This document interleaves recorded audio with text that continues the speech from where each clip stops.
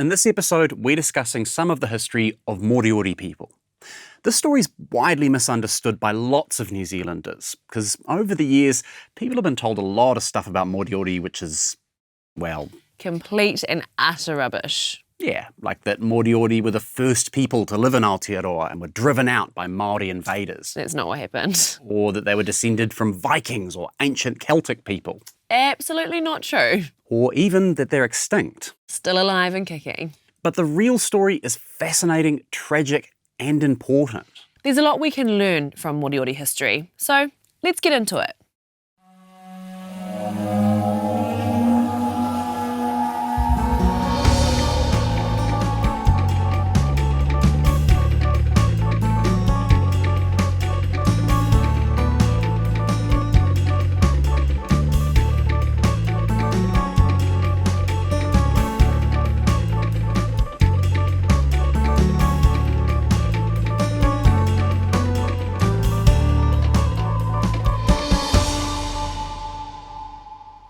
First, let's talk about the place Moriori call home. Today it's known by three names. Rēkohu, the original Moriori name, Chatham, the English name, and Wharekauri, the Māori name. These names technically refer to the largest of a group of islands, but to keep things simple, we'll refer to the whole group as Rēkohu from now on. Rēkohu sits about 800 kilometres east of the South Island, in a part of ocean known as the Chatham Rise that's particularly rich in sea life. The islands were home to massive colonies of birds and seals before the first humans arrived. Some historians think Moriori karapuna, or ancestors, arrived in Aotearoa alongside the ancestors of Māori, but instead of settling permanently in mainland Aotearoa, they set sail again and made their home in Rēkohu. But many Moriori believe the first arrivals came directly from eastern Polynesia to Rēkohu and never lived in Aotearoa permanently. Some traditions suggest later arrivals may have migrated from Aotearoa, others point to voyaging back and forth between the islands.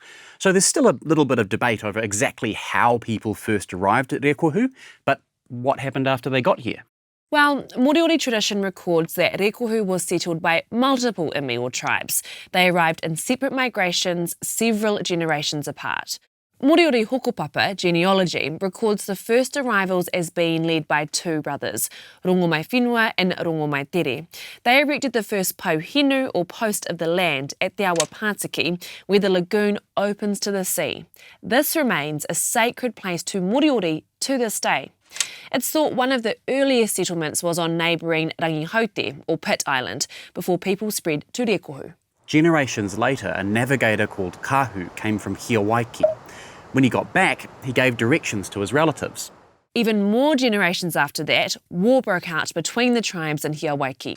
The Whetaina clan wanted to escape the conflict, so they followed Kahu's directions and sailed to Rēkohu aboard two waka, Rangihaua and Rangimata. When they arrived, Whetaina agreed to live in peace alongside the descendants of Rongomai Whenua and Rongomai Tere. But a generation or two later, another waka arrived, Oropuke, carrying a fourth group, the Rauru clan. Rauru were historic rivals of Whetaina, and with their arrival, the peace on Rēkohu shattered. Old grudges fled into warfare, some even feared the custom of cannibalism from back in Hiawaiki might be revived. But in the midst of one battle, a man named Nunuku Whenua forced himself between the warring tribes. According to Moriori tradition, he said, "Koro patu, koro kai tangata me taputu ake." Cease your fighting and lay down your weapons. From now and forever, never let there be war as this day has been. From today on, forget the taste of human flesh. May your bowels rot the day you disobey. In the generations that followed, boys would be taken to the tuahu, a sacred altar by their fathers. The old weapons would be handed to them and their purpose explained. The boys would then replace their weapons on the tuahu, affirming their dedication to Nunuku's law of peace. Moriori still had plenty of disputes and conflicts, but these conflicts weren't allowed to escalate into war. Physical conflict was managed by ritualised fighting using long, slender staffs called tupuare. After first blood was drawn, honour was deemed to have been satisfied and fighting would stop. Life on Rēkohu provided plenty of other challenges without the threat of war. There weren't any big hardwood trees to provide timber to build or repair traditional waka, and traditional crops like kumara couldn't grow in these cold and exposed islands. Moriori came up with all sorts of adaptations. They imported the kopi or karaka tree and harvested its nuts for food. That's this plant right here. Moriori used sealskins to protect themselves from the cold weather. They built waka filled with inflated kelp bladders and bundles of dried flax held together with wooden framing. Seawater could wash through the frame and act as a ballast, making these vessels virtually unsinkable. Some were more than 18 metres long and carried people on expeditions to catch birds on islands up to 20 kilometres out to sea. And that was all part of a unique culture which developed over hundreds of years. There was little distinction between people based on rank. Work was shared equally and decisions were made cooperatively. It's worth underlining that because it's pretty rare in world history. Māori and Pākehā both had societies heavily based on hereditary leadership. Moriori also held a deep respect for the spiritual world. Even Māori, who were pretty spiritual themselves, described Moriori as a very tapu people. There were special chants and incantations for virtually every task or occasion. Moriori created thousands of rākau momori, kopi trees engraved with permanent images. Most of the engravings depict ancestors, others show sea life, birds and plants. Moriori believed that engraving images of loved ones onto the bark infused their spirit into the tree, which acted as a kind of portal to the spiritual homeland. Important meetings and ceremonies were held in groves of engraved kopi. Moriori still remembered the outside world through their hokopapa, but they had no contact with that wider world for hundreds of years. Then, on November 29th, 1791, a British ship turned up and a bunch of sailors wandered ashore. Their captain, Lieutenant William Broughton, claimed ownership of the island for Britain, naming it after his ship, the Chatham. According to Broughton's journal, first contact between Europeans and Moriori went pretty well. They seemed a cheerful race, our conversation frequently exciting bursts of laughter amongst them. On our first landing, their surprise and exclamation can only be imagined. They pointed to the sun and then to us, as if to ask whether we had come from thence. But Broughton said when he tried to return to his ship, things suddenly got tense. He wrote that Moriori grabbed at his men, knocking one to the ground. Some of the sailors panicked and fired their muskets, killing one Moriori man and injuring others. The most widely accepted Moriori explanation is this fight started after a sailor tried to steal a Moriori fishing net. Regardless, Nunuku's law had been broken. There had been violence and killing. But what's kind of interesting is both sides thought they were to blame. Lieutenant Broughton criticised his men for opening fire without orders and left a canoe full of trade goods and food on the beach as a token of apology. Meanwhile, Moriori held a meeting to discuss the encounter and the Moriori men involved were punished. They agreed that if these strange people ever returned, Moriori would go to extreme lengths to keep things peaceful. When the next European ship arrived, Moriori held an elaborate ceremony. First, they dropped their weapons. Then a spokesman threw his cloak over the arrivals while giving a long speech of welcome. In the 1830s, Rēkohu was occasionally visited by European ships hunting seals and whales. According to a Moriori called Koche, whose father lived at the time, these visitors found Moriori hospitable, cheerful friends and willing assistance in their labours, and love between them flourished like a palm. But this interaction was also harmful.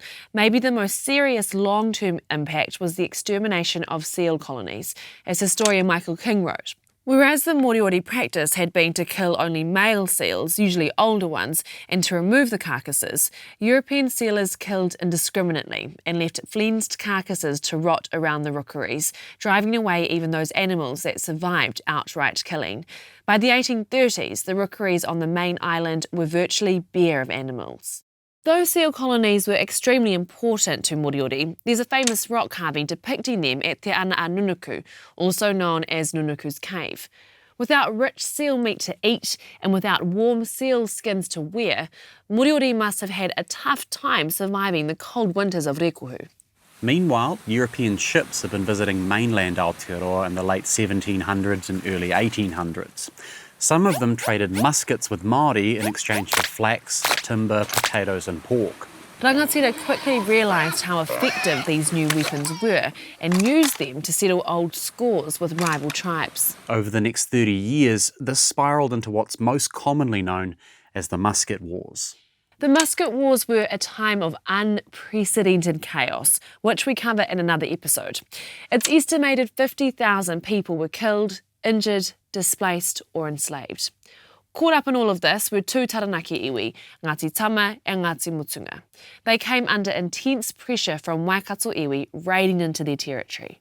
But they also saw trade with Pākehā as a key to their future, something Ngāti Toa Rangatira Chief Te Rauparaha also recognised. So in the 1820s, a coalition made up of Ngāti Mutunga, Ngāti Tama, Ngāti Toa Rangatira and others headed south. They eventually seized land in Kapiti, Horowhenua and around Whanganui-a-Tara, or Wellington Harbour. After about 10 years, though, that coalition started to fray, and Ngāti Mutunga and Ngāti Tama members held a series of hui to figure out what to do next. Young men from both iwi had been working on whaling ships out in the Pacific and told stories of Rēkohu. Paki Whara of Ngāti Tama later recalled the conversation going something like this. It is a land of food, he whenua kai. It is full of birds. There is an abundance of sea and shellfish. The lakes swarm with eels, and it is a land of the karakaberry. The inhabitants are very numerous, but they do not understand how to fight and have no weapons. So, about 900 members of both iwi commandeered a ship called the Lord Rodney and made their way to Rēkohu. Its captain, John Harewood, said he was forced to take the Māori on board, but he also admitted they paid him. The Lord Rodney made 2 trips to Rēkohu, the first mostly carrying Ngāti Tama, the second mostly carrying Ngāti Mutunga. The ship was overcrowded. Many members of both iwi suffered dehydration and seasickness. Moriori sources said some Māori were so unwell when they landed, they had to be nursed back to health by Moriori. At first, Moriori weren't sure why Māori had arrived, as one later said. Their true intentions were hidden from us. Then, probably a month or so after the landing, those intentions became clear. As historian Michael King puts it, parties of warriors armed with muskets, clubs and tomahawks, led by their chiefs, walked through Moriori tribal territories and settlements without warning, permission or greeting.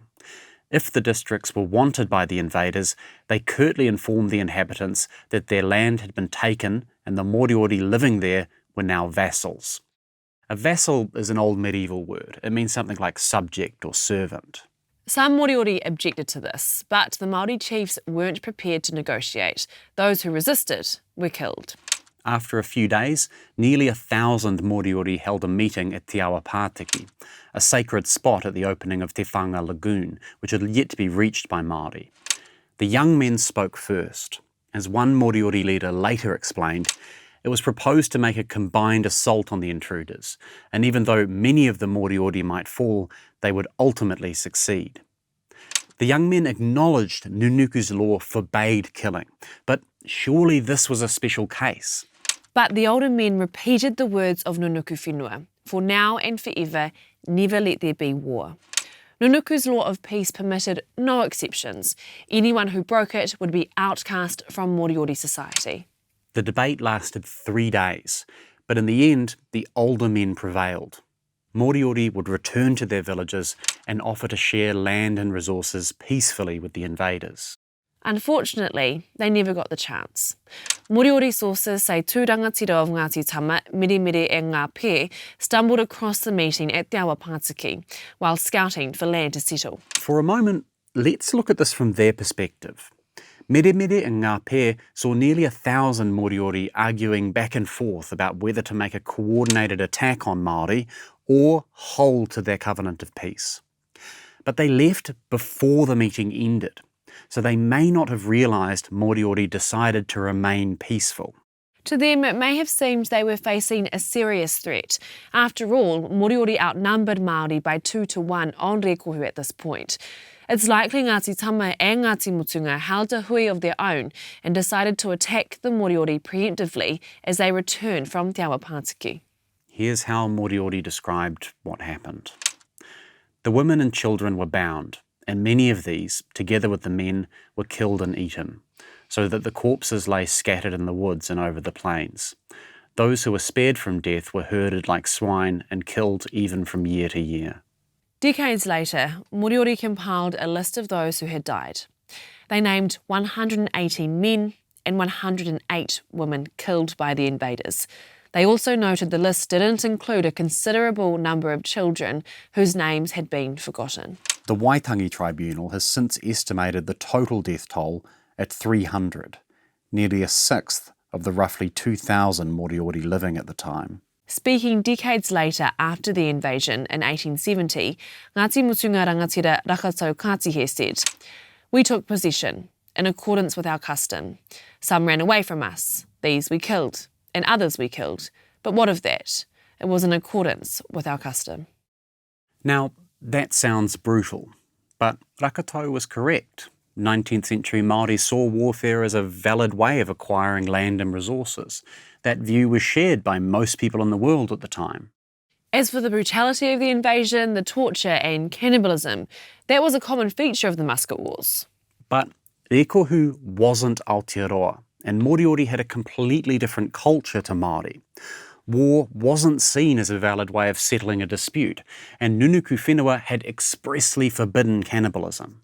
The mental impact on Moriori who witnessed the violation of these laws was profound. Alongside those 226 men and women named as being directly killed, Moriori also listed 1,336 people who died of Congenie, a disease of deep despair, in the years following the invasion. Those who survived were enslaved, raped, and many were worked brutally. A visiting German doctor and scientist said, "Ulcerated backs bent almost double and emaciated paralytic limbs with diseased lungs are the ordinary lot of these ill-fated wretches, to whom death must be a real blessing." Moriori were separated from family, forbidden from marrying each other or having sexual contact.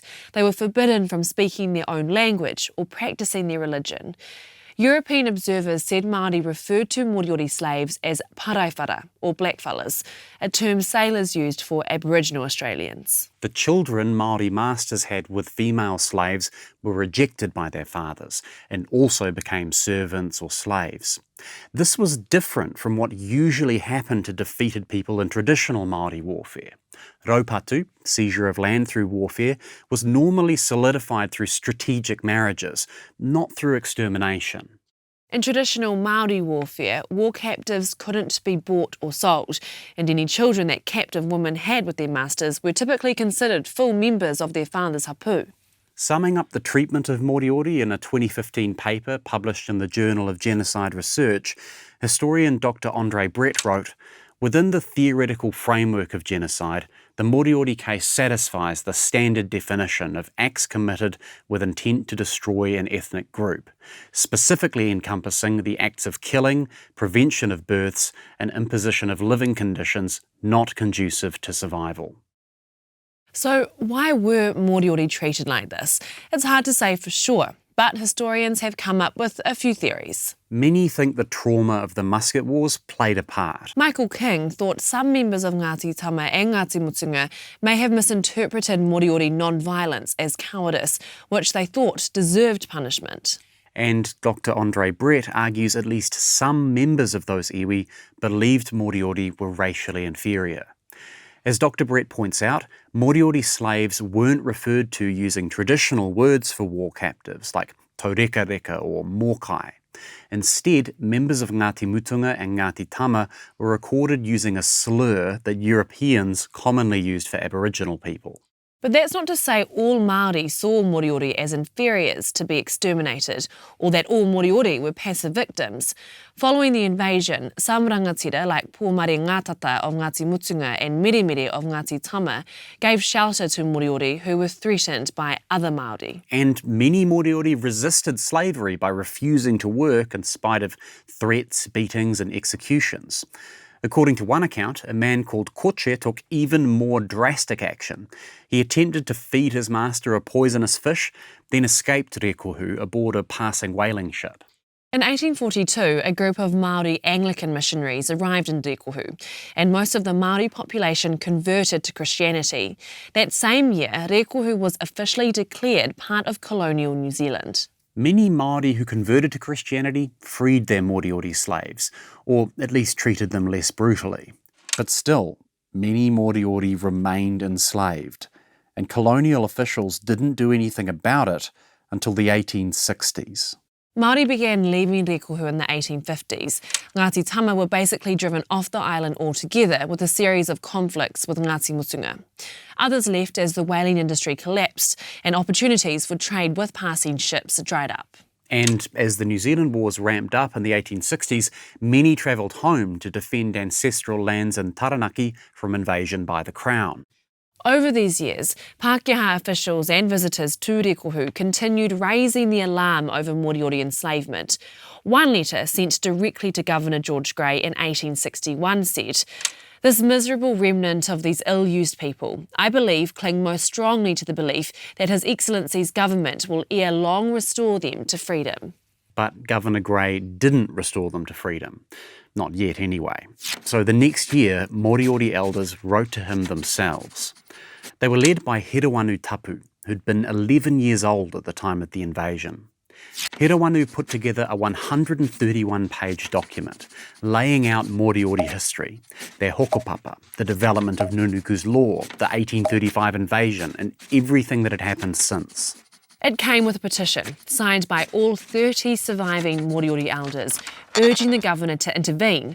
"Friend, this is a request from us that you come here. You must bring us the law of England. We, the Moriori, are living without the law. Come here so that you may meet the remnants of the Moriori elders. Come and save us." If Governor Grey ever replied to this letter, it's not recorded. But the next year, in 1863, Moriori slavery was finally abolished. It was nearly 30 years since the initial invasion and more than 20 years since the colonial government asserted control over Rēkohu. The Moriori population had plummeted from more than 2,000 in 1800 to 101 in 1860, and it was still falling. Hirawanu Tapu continued lobbying the colonial government for the return of Moriori land. In another letter to Governor Grey, he pointed out, "We are the original inhabitants. The law says that land taken unjustly must be returned to those whose it was before. Enough. Come to set this island right." It took 8 more years before the Native Land Court finally sat in Rēkohu in 1870 to investigate and determine land ownership. Hirawanu Tapu was the chief Moriori witness. He and others pointed out that according to tikana Moriori, Moriori customary law, anyone who killed a fellow human was outcast from society with no rights to land or resources. The Māori invaders had breached that law. Moriori had not, as Hirawanu said. "Māori have no grounds for claiming the land as against us, the Morioris. I repudiate their right altogether because the blood of the Moriori as shed by them has never been revenged, and therefore they have no right to the islands." Unfortunately for Moriori, the court thought in terms of British and Māori worldviews, which accepted that land could be claimed through conquest and occupation. Judge John Rogan may also have been thinking that if the colonial government granted rights to land in Rēkohu to Ngāti Mutunga, it might make the iwi less upset about the Crown's confiscation of ancestral lands in Taranaki. So the judge sided with Ngāti Mutunga. 97.3% of Rēkohu went into their ownership. Moriori were left virtually landless. Over the next 100 years, the Moriori population continued to fall. Language and traditions faded from living memory. But Hirawanu Tapu worked closely with a local ethnologist named Alexander Shand to save as much as possible. They interviewed Moriori elders, preserving hokopapa, history, language and tradition in a written record. Unfortunately, this view of Moriori history wasn't the one told in New Zealand schools. Instead, educators went all in on a theory devised by ethnographers like Percy Smith and Alston Best. You may have heard this story before. It falsely claims Moriori were a primitive people who lived in Aotearoa before the more advanced Māori arrived and drove them to extinction. Moriori on Rēkohu was supposedly a remnant of these first people of New Zealand. This myth was challenged as soon as it emerged and later fully debunked by professional historians. But a version of the story was published in the school journal and was read by generations of young New Zealanders up until the 1970s. So, why did these myths become so popular? Partly because they were politically useful for Pākehā. Maui Solomon, chair of the Hokotehi Moriori Trust and chief Moriori negotiator, puts it like this. The reason the myth of Moriori extinction became so powerfully ingrained in the psyche of New Zealanders is because if Māori could push Moriori out of New Zealand, then later European migrants could push Māori off their land. It was a justification of European colonisation of Māori land. Another myth that needs debunking is the idea that Moriori were just passive victims. Their non-violent resistance showed amazing personal courage, and it inspired other movements. It's thought Moriori philosophy influenced tohu kākahi and te whitioromai, the famous pacifist leaders of Parihaka. Ngāti Mutunga became huge supporters of tohu and te whiti. In fact, the albatross feather worn by the people of Parihaka as a symbol of peace is originally a Moriori symbol. Over time, Moriori have reclaimed some of what was lost and taken from them. In 2005, Kōpinga Marae became the first Moriori marae to be established since the invasion.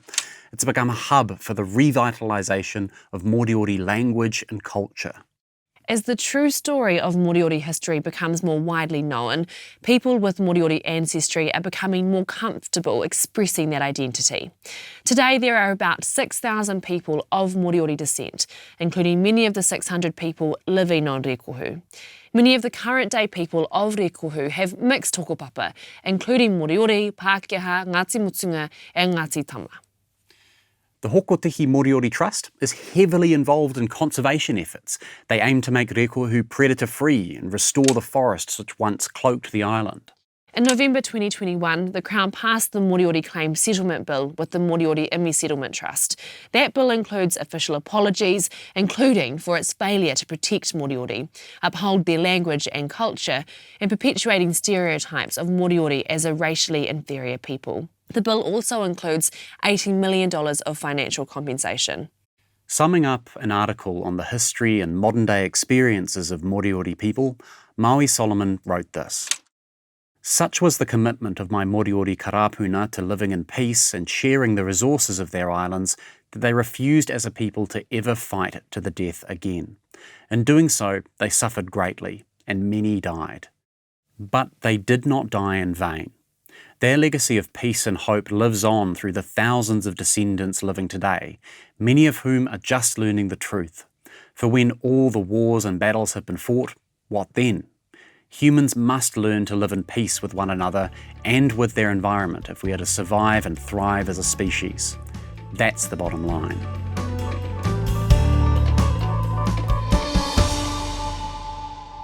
Kia ora, thanks for watching our show. If you want to know more about Moriori history, we've put a list of some of our sources in the description. One we found particularly useful was the Moriori Deed of Historical Settlement. It's available online, so check the link in the description. Me rongo, noho ora mai.